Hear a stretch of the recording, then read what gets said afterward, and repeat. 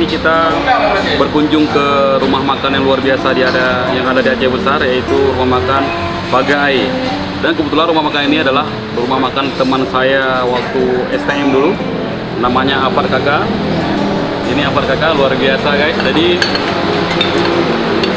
kami itu setiap ke Banda Aceh, setiap ke Aceh Besar itu selalu singgah di rumah makan ini, karena rumah makan ini menyajikan menu-menu tradisional Aceh. Pertama ada ikan paya, terus ada juga ayam tangkapnya luar biasa, sangat tradisional, dan juga ada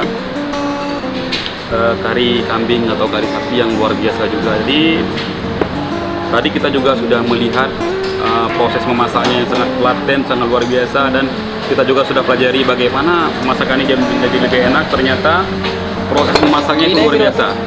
Jadi teman-teman, saya sangat merekomendasi untuk teman-teman bila berkunjung ke Banda Aceh dan Aceh Besar, jangan lupa singgah di rumah makan Pagai yang ada di seputaran Simpang Surabaya, Banda Aceh. Terima kasih. Assalamualaikum warahmatullahi wabarakatuh.